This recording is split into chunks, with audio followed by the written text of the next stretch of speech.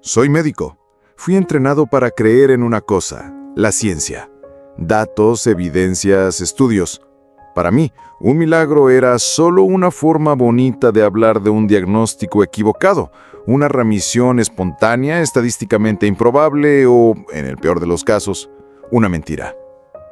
Me reía de esa idea con toda la arrogancia que solo un médico recién graduado puede tener. Al cuerpo humano, una máquina biológica. Compleja, claro, pero aún así, una máquina. Si se rompe, tiene una causa. Si se arregla, tiene una razón. Todo estaba en los libros. Vivía en un mundo en blanco y negro. Enfermedad y salud, vida y muerte. Lo que podía medir, probar y demostrar era real. El resto era ruido. Fe, esperanza, alma, eran solo mecanismos de defensa, una forma que la mente encontró para lidiar con el miedo al final. Un placebo para el espíritu. Útil, tal vez para calmar a un paciente, pero totalmente irrelevante para el resultado final. Pasé los primeros 10 años de mi carrera construyendo un muro de escepticismo a mi alrededor. Cada diagnóstico certero, cada cirugía exitosa era un ladrillo más en ese muro. Me enorgullecía de ser un hombre de ciencia, un hombre de respuestas. Pero la vida, o lo que sea que rija la vida, tiene una forma graciosa de derribar nuestros muros. No viene con un mazo, viene con susurros, pequeñas grietas que fingimos no ver. Y entonces un día, de la nada, todo se derrumba. Para mí, la demolición vino en 3 actos.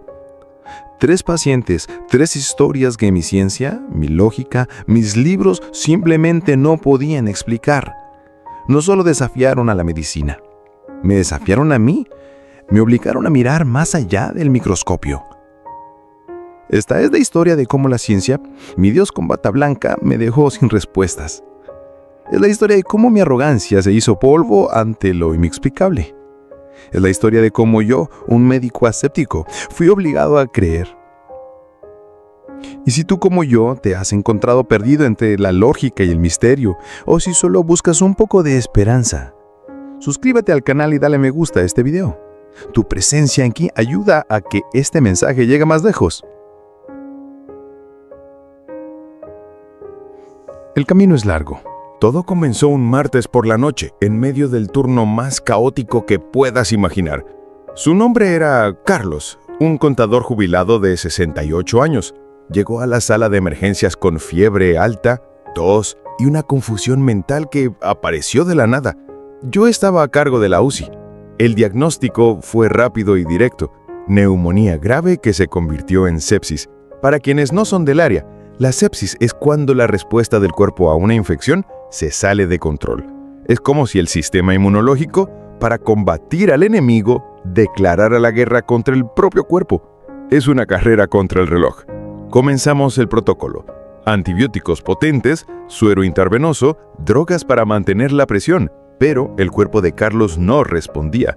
Era como intentar apagar un incendio con un vaso de agua. En menos de 12 horas, sus riñones se detuvieron. Luego, el hígado comenzó a fallar. Los pulmones necesitaron ventilación mecánica al máximo. Fallo multiorgánico. Recuerdo mirar el monitor. Cada número, cada gráfico gritaba lo mismo: fin del juego.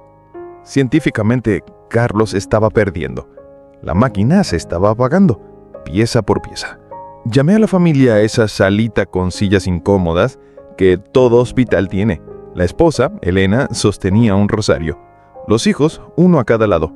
Uno llorando en silencio, el otro con una expresión de rabia e impotencia que yo ya conocía bien. Fui directo, como siempre fui. El cuadro de su Carlos es extremadamente grave. Hicimos todo lo que la medicina ofrece, pero la infección se generalizó y los órganos no están respondiendo. En esta etapa, la posibilidad de supervivencia es mínima.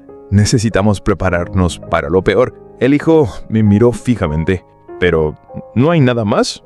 ¿Ningún otro medicamento? Respiré hondo. Ya estamos usando todo lo más potente que existe. El problema ya no es solo la infección, sino el daño que la reacción del cuerpo ya causó. Es una cascada de eventos que, lamentablemente, se ha vuelto irreversible. Usé esa palabra, irreversible, con la certeza de un matemático. Fue entonces que la esposa, Elena, habló. La voz era baja, pero firme. «Doctor, agradezco la sinceridad, pero usted se equivoca. La última palabra no la tiene la medicina, la tiene Dios». Sentí una punzada de irritación. Ahí venía el ruido, el pensamiento mágico. Solo moví la cabeza. «Lo entiendo, señora. La fe es muy importante». Lo que querías decir era, la fe es lo único que les queda. Pidieron quedarse con Carlos, rezando alrededor de la cama. Yo miraba a través del cristal, sintiéndome como un científico, observando un ritual antiguo. Una escena triste. Volví a mi puesto, llenando papeles. Su muerte era cuestión de horas. El desenlace, lógico. La noche fue una locura.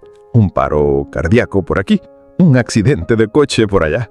Pero en el fondo de mi mente esperaba la llamada de la enfermera. «Doctor, el paciente de la cama 7... La llamada no llegó. Cuando amaneció pasé por la cama de Carlos para último chequeo antes de entregar el turno. Y fue entonces que lo vi. Algo era diferente. La presión, que apenas se sostenía con dosis masivas de medicamentos, había subido. Un poco, pero subió. La enfermera, siguiendo el protocolo, incluso había disminuido la dosis y la presión se mantuvo. Extraño, pensé. Sucede. Pero luego miré la orina. Sus riñones estaban detenidos, pero ahora en la bolsa había un poquito. Unos 100 mililitros. No era mucho, pero no era cero. Lo esperado era cero. Lo irrepresible era cero. Mi corazón se aceleró. Pedí análisis de sangre.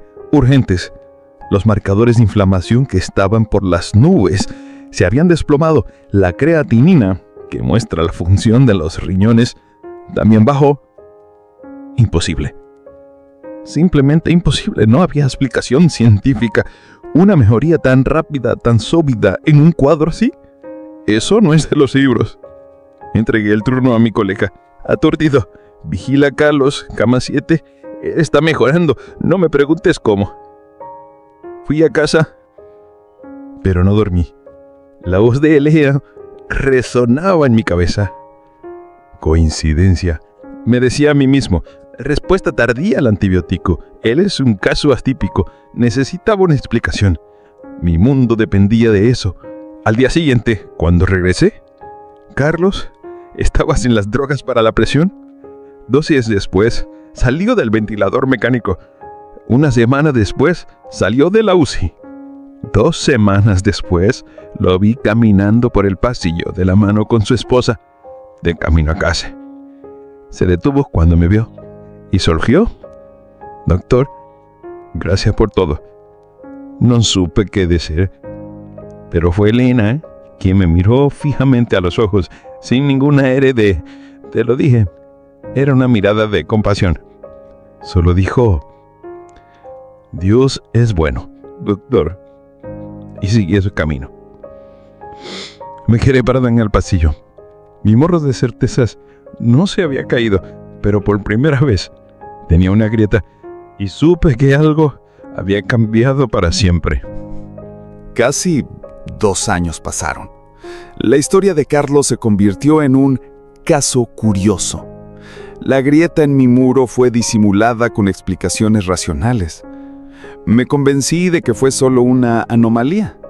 Volví a la comodidad de mi mundo explicable.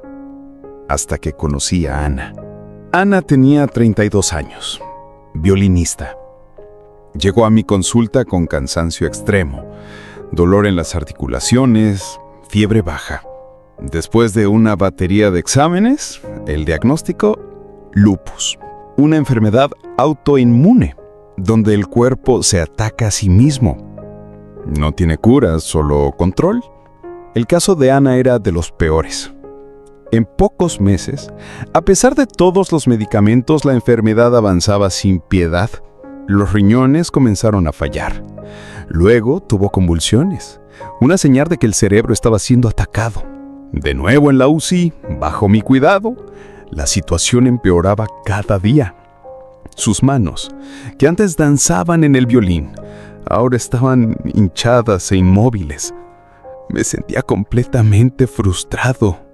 Era una guerra lenta y cruel, y yo estaba perdiendo. Una tarde encontré a su madre leyendo al lado de la cama. Ella me vio y sonrió, triste. ¿Cómo está, doctor? Estable, pero aún muy grave. La inflamación no cede. Su mirada se posó en el libro que sostenía. Una Biblia. ¿Mi escepticismo se erizó? Otra vez no. Nosotros tenemos mucha fe, doctor, dijo ella como si leyera mi mente. Sabemos que la ciencia tiene sus límites, pero creemos que para Dios no hay límites. Esta vez no sentí irritación, sentí un cansancio profundo. En los días siguientes, Ana tocó fondo. Entró en coma. Los exámenes mostraban un cerebro hinchado. El pronóstico era el peor posible. Incluso si sobrevivía, las secuelas serían terribles. Llegó la hora de esa conversación que todo médico odia. La conversación sobre cuidados paliativos. El cerebro de ella sufrió un daño muy extenso. Comencé. Llegamos a un punto donde la medicina ya no tiene nada más que ofrecer para revertir el cuadro. El padre se derrumbó. La madre, sin embargo, me miró con una serenidad que me desarmó. Doctor, dijo ella, lo entendemos, pero nuestra fe no se acabó. Por favor, no se rinda con ella. Continúe con los medicamentos. Nosotros vamos a continuar con nuestras oraciones. Aquello me afectó de una manera diferente. No era negación, era una petición. Continúe con su parte, que nosotros continuamos con la nuestra. ¿Qué podría decir? En un impulso que no sé explicar, acepté. Está bien, 48 horas más. Mis colegas pensaban que estaba siendo blando. Tal vez lo estaba. Las 48 horas pasaron. Nada. Ana en coma profundo. En la mañana del tercer día, entré en la habitación para dar la noticia final. Me acerqué para examinar las pupilas de Ana con mi linterna. Un procedimiento mecánico. Apunté la luz a su ojo derecho y la pupila se contrajo. Me congelé. Apunté de nuevo. Contracción. Lenta pero innegable. Ojo izquierdo. Contracción. Mi cerebro entró en cortocircuito. Esto no es posible. La madre de Ana abrió los ojos y sonrió. Una sonrisa de confirmación. Ella está volviendo, doctor. En las horas siguientes, lo inexplicable se desarrolló. Ana movió los dedos, luego los brazos. Al final del día abrió los ojos, confusa, pero despierta. Una nueva resonancia mostró que la hinchazón entre el cerebro había retrocedido de forma impresionante. Los neurólogos se rascaban la cabeza usando términos como resolución espontánea atípica para decir lo que realmente quería. No tenemos la menor idea de lo que pasó aquí. Ana no solo sobrevivió, se recuperó. Fue lento, pero ella regresó. Un año después, me envió un video. Era ella, en el escenario, tocando su violín. La música más hermosa que jamás he escuchado. Esta vez, la grieta en mi muro ya no era una línea, era una hendidura. Podía ver a través de ella. Y lo que veía del otro lado me asustaba y me fascinaba. Después de Ana, cambié. Por dentro, la tierra bajo mis pies ya no era tan firme. La palabra imposible comenzó a sonar diferente. Y entonces, la vida me presentó el caso que no solo derribaría mi muro, sino que pulverizaría sus cimientos. Su nombre era Lía. Tenía 7 años. Llegó con dolores de cabeza y pérdida de equilibrio. La resonancia mostró la peor pesadilla. Un tumor cerebral, y no uno cualquiera. Un glioma de tronco encefálico difuso, o DIPG. En la oncología pediátrica, el DIPG es una sentencia. El tumor se infiltra en el centro de mando del cuerpo, donde no se puede operar. El pronóstico hasta hoy es universalmente sombrío. La supervivencia media es de 9 a 12 meses. No hay cura. Es uno de los mayores fracasos de la medicina moderna. Cuando entra en la habitación, vi a Lía, pequeña y pálida en una cama demasiado grande. Los padres, Juan y Mariana, parecían haber envejecido una década. Expliqué la situación, la imposibilidad de la cirugía, la radioterapia como una forma de ganar tiempo. Mariana, la madre, me miró con los ojos llorosos y dijo: «Doctor, vamos a hacer todo lo que la ciencia ordene. Pero el tratamiento principal de nuestra hija no será en este hospital. Se hará de rodillas». En ese momento, algo en mí se rompió. No era escepticismo. Era empatía. Lía se sometió a la radioterapia. Como se esperaba, mejoró. E incluso regresó a la escuela por unos meses. Era la luna de miel, como la llamamos. Sabíamos que era temporal. La familia vivía y respiraba fe. No pedían por la cura. Agradecían por la cura, como si ya fuera un hecho. 6 meses después, lo esperado sucedió. Lía empeoró. Dificultad para tragar, visión doble. La nueva resonancia confirmó: el tumor había vuelto más grande y más agresivo. Clínicamente era al comienzo del fin. Llamé a los padres para la conversación más difícil de todas, sobre dejar a Lía partir sin dolor. Esperaba lágrimas, rabia. En cambio, Mariana me miró con una determinación feroz. «Doctor, ahora comienza la parte de Dios». En las semanas siguientes, Lía empeoró mucho. Perdió el habla, el movimiento. Pasaba el día durmiendo. Sus padres no se separaban de su lado, cantando, llorando. Era una vigilia de amor. Yo iba a visitarla todos los días, un testimonio trágico de los límites de mi profesión. Un viernes, llenando su historia clínica, con palabras como declive progresivo y horas a días, mi mano se detuvo. Me sentí un impostor y por primera vez en mi vida profesional me rendí. Incliné la cabeza y en silencio hice una petición. Si hay algo ahí, por favor, ayude a esta niña. El lunes llegué al hospital y el ambiente era extraño. Corrí a su habitación. Lía estaba sentada en la cama, comiendo geractida. Cuando me vio, sonrió y dijo una palabra que no hablaba desde hacía un mes. «Hola». El mundo giró. Pedí una resonancia de emergencia. Acompañé el examen mirando las imágenes en la pantalla. El tumor no había desaparecido. Eso sería una violación de las leyes de la biología, como las conocemos. Pero algo igualmente imposible había sucedido. El tumor, que estaba creciendo agresivamente, se había detenido, congelado en el tiempo. Las imágenes mostraban que la progresión había sido completamente interrumpida. Para un DIPG, eso es tan imposible como una desaparición. El jefe de radiología miró las imágenes, las comparó con las antiguas.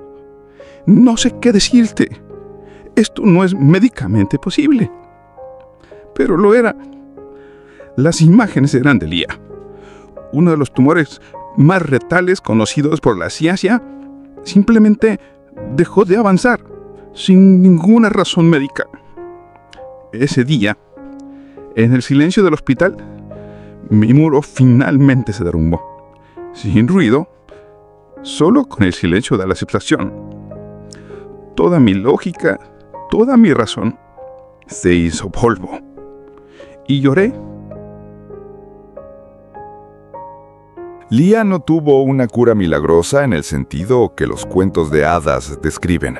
La ciencia no fue borrada, pero ella vivió, y vivió bien durante años, mucho más allá de cualquier predicción, de cualquier estadística.